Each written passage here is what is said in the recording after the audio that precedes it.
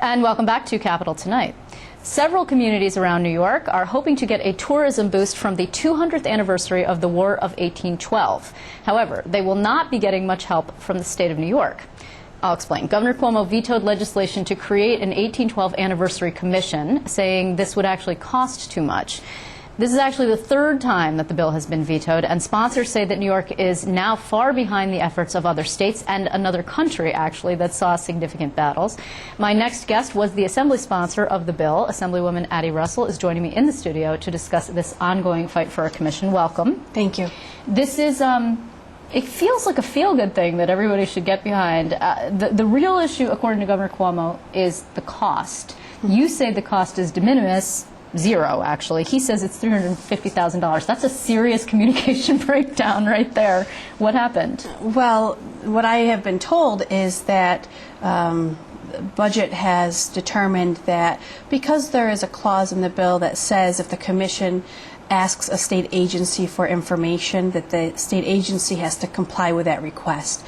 So the Division of Budget says that that's going to cost $350,000 in staff time per year. What? That's like between 3 and 6 full-time employees working every day at their job to support this commission. The other part of it that really makes this fiscal, implication hard to swallow is the fact that just about every member of the commission works at a historic site whose job it is to know all of the information that the commission would need to know. Okay. So they're already being paid to know all of the information, so it's not like we're going to be asking staff to spend time outside of their normal duties to come up with this information. Okay, let's backtrack just a little bit. This commission would do what specifically? This commission would help to coordinate the state's efforts and activities relating to commemorating 200 years since the War of 1812. It really is a body that's focused on organization and to help market the events. You want to get as many people to these events as possible. Historic sites don't generate as much revenue because it's not like a campground where you're paying to go in. So what we count on is economic activity in the community around the site. Right. So we want to get a lot of people to these events to spend money in New York and to help create those tourism jobs. Heritage tourism is it's a growth area in tourism, and we have a wonderful opportunity to create jobs and to continue to support heritage tourism. Actually, Canada is pouring millions into this. This is a huge deal in Canada, and it's essentially the commemoration of 200 years of peace between our two countries. I would like to be walking up to the table and sitting down with them, saying we're an equal partner here with you. We want to work on this issue. We don't have as much money. Canada's economy is extremely strong. Yeah. They are not seeing the financial problems that we are here and in Europe. They're our largest trading partner, and the majority of their population is within a couple hours drive from my home. Yeah, so you would like them to come down and spend some of the money that we don't have in various Correct. different locations here. Correct. Though Canada is a country, so one might argue that now that the state has said we don't want to foot the bill for this, putting aside for a minute whether or not that was actually intelligent of them, why not appeal to the federal government and say, hey, we have this is an international relations kind of a thing? I guess, Liz, the fact that we're not asking for money, it would have seemed like a no-brainer that the state would form this commission. Other states have formed similar commissions, and on the Canadian side, it's not just the federal level that is involved in sitting at the table coordinating all of these events. That's something that we can certainly look at an option, but Congress is having its own difficulties these days. Yeah, that's true. I'm not saying it would actually be easier there. I'm just saying that maybe, it would have been an option. So basically what happens is these commissions, it would be people who are appointed who are volunteers. Yes. And then they would seek support from various different existing state agencies for information to help organize events. And when are these events supposed to be taking place?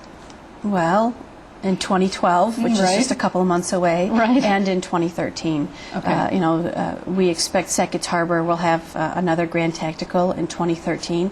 We would like to have this coordinated effort and to help market that event in particular, as Sackett's Harbor is a major site for the War of 1812. Have you talked to the administration about this? I had several discussions with different levels of staff members, and actually talked very in depth about the parts of the bill that triggered the fiscal impact, and I had hoped that we would be able to work out some language amendments, but at this point, he's made his decision to veto. I will continue to work on this with the governor's office and see if we can come to some sort of agreement, because it's particularly difficult when Canada is such a large part of the North Country economy, the Canadian residents, and we certainly don't want to be sending the wrong message when we're looking to increase our economic activity with Canada, especially along the northern border. Yeah, I mean, in terms of the various different issues between the two countries of trade and economy, et cetera, this one's probably not high. It's not going to start a war because we're not. I mean, it's not going to sour our relationship bad in the public long relations. term. It is probably bad public relations. And just to give people who might not be familiar a sort of taste of what this would be, it includes reenactments, right? I mean, is that what this is about? We had kind of the dress rehearsal for in Sackett's Harbor a few years ago, a Grand Tactical. We had 400 reenactors and 6,500 people came to visit, and that's just kind of the practice run. We expect far more reenactors and a lot more people to come and see it, and for these things to really people come all summer long, and that translates into real jobs and real money in our communities. And what you also have to remember is that the War of 1812, besides 9/11 and beside the bombing of Pearl Harbor, I mean, our capital was attacked. This wasn't a small event. This was, the British Empire coming back to see if they could take a young country down, and not commemorating the War of 1812, the 200th, anniversary. In many people's eyes, is like not celebrating the 4th of July, and that's no stretch. And it's really a living tableau in some way that people can come and see. That's what a reenactment is. That Yes. people get dressed up in period costume and then they live as people lived during the war. And there's artillery. There's right, okay. And there's artillery, which is really exciting. I know some people find this strange, but it's actually, I have seen some of these encampments, and it really is very interesting. People get incredibly impassioned about it, and Yes. down to like the appropriate buttons and the appropriate insignia, and they speak to each other in an Yes. old-fashioned way, and it really is very interesting. And it seems like it would be at very little cost to the state. So it's sort of curious, this decision by the governor. Whereas there are other things that you could say, okay, well, I understand why he didn't do this or that, because it was, in fact, costly. This one is a little bit odd, which...